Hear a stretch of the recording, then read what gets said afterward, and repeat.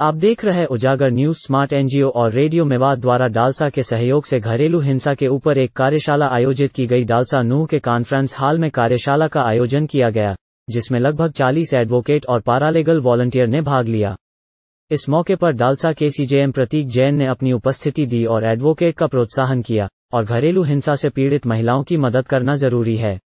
यह कार्यशाला सीमा मिश्रा ने ट्रेनर के रूप में सभी मौजूद एडवोकेट और पीएलवी से घरेलू हिंसा पर बातचीत की और वकीलों की क्या परेशानियां और मुद्दे हैं इस पर भी विचार विमर्श किया। कार्यशाला में घरेलू हिंसा अधिनियम 2005 के कानून के बारे में भी विस्तृत तरीके से बात की गई और यह जानकारी दी गई कि इस अधिनियम के अंतर्गत एक पीड़ित महिला कैसे राहत ले सकती है।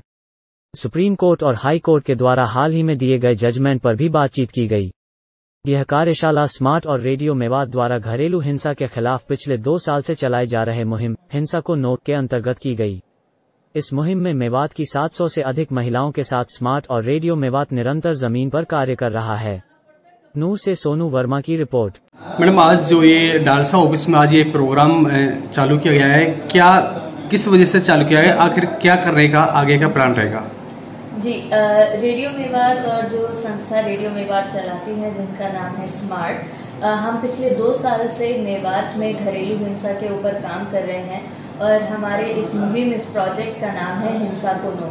तो इसके अंतर्गत हम मेवात के 30 पंचायतों की 700 से ज़्यादा महिलाओं के साथ ज़मीनी तौर पर जुड़कर काम कर रहे हैं। उसके अलावा हम उन्हीं डिस्ट्रिक्ट एडमिनिस्ट्रेशन में, प्रशासन में, उन सभी लोगों के साथ काम कर रहे हैं जो किसी भी तरीके से इस मुद्दे के बारे में कुछ कर सकते हैं, जैसे कि चाहे हमारे WCD हों, चाहे पुलिस हो। और इसी मुहिम के अंतर्गत डालसा के साथ भी आज हमारी वर्कशॉप्स हुई हैं। तो जो हमारे यहाँ पे डालसा से जुड़े एडवोकेट हैं, जो पैरालीगल वॉलंटियर्स हैं और जो वन स्टॉप सेंटर के भी लोग हैं, तो उनके साथ आज हमने एक ट्रेनिंग और एक वर्कशॉप किया है जिसमें घरेलू हिंसा से जुड़े जो मुद्दे हैं उनको विस्तार से उसके बारे में बातचीत की जाए और यहाँ पर मतलब वकील के तौर पर किस तरीके की उनको परेशानियाँ आती हैं तो वो इस बारे में बात कर सकें। तो हमारे साथ जो हमारे ट्रेनर आई हैं सीमा मिश्रा जी, वो दिल्ली के एक बहुत ही रेप्यूटेड और लॉयर हैं जिनको बहुत एक्सपीरियंस है महिलाओं के मुद्दे और ह्यूमन राइट्स के मुद्दों पर काम करने का, और वो वहाँ पर साउथ दिल्ली के डालसा में वो खुद भी पैनल है। जी मैडम, आपने बात की कि हिंसा, घरेलू हिंसा जो होती है, क्योंकि मेवात में अगर देखा जाए तो काफ़ी इस तरह के केसेस काफ़ी बढ़ चुके हैं। क्या इस मुहिम से कुछ मेवात के अंदर कुछ फर्क दिखाई देगा? जी, तो मैं बहुत मतलब आपको बताना चाहूँगी कि पहले 2 साल पहले जब हमने इसके ऊपर काम करना शुरू किया था, तो जब हम जाते थे महिलाओं के साथ बात करते थे इस बारे में, तो महिलाएं बात करने को भी तैयार नहीं होती थी। और अभी 2 साल बाद हमें ये बहुत खुशी होती है देख के कि जहाँ जहाँ पर हमने काम किया है वहाँ पर जितने भी मतलब जो हमारे ग्रुप से जुड़ी हुई महिलाएं हैं, वो ना केवल आपको ये बता सकती हैं कि घरेलू हिंसा अधिनियम 2005 क्या है, पर घरेलू हिंसा अधिनियम 2005 के अंतर्गत किस किस तरीके से कानून में हिंसा के डिफाइन किया गया है, कितने प्रकार की हिंसा होती है, वो यह सब जानते हैं और कहाँ से उन्हें मदद लेनी चाहिए, चाहे वो वन स्टॉप सेंटर हो, चाहे वो हेल्पलाइन हो, चाहे वो महिला थाना हो, उन्हें इन सब चीज़ों की जानकारी है।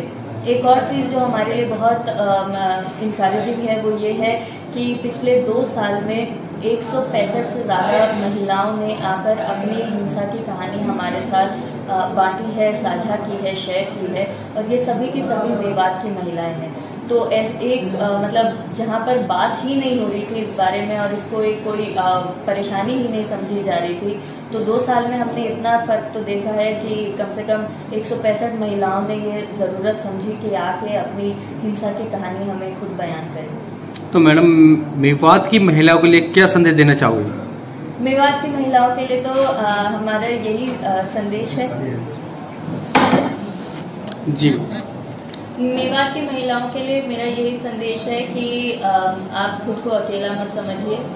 हम समझते हैं कि यहाँ पर हिंसा का जो मुद्दा है वो कितना पेचीदा है, कितने अलग अलग तरीके से परेशानियाँ महिलाओं को झेलनी पड़ती हैं, पर आप अकेली नहीं हैं। आपके पूरा जो सरकारी ढांचा है, जो महकमा है, जो प्रशासन है, सरकार की तरफ से बहुत सी ऐसी चीज़ें हैं जो आपके लिए बनाई गई हैं, जो आपकी मदद कर सकती हैं। और हम रेडियो मेवात और स्मार्ट की तरफ से आपकी मदद के लिए हमेशा तत्पर मौजूद हैं और बार बार अपना नंबर भी आपको देते हैं, अपना आपके बीच में आकर भी काम करते हैं। तो अगर आपकी कोई परेशानी है तो उसे बात ज़रूर कीजिए।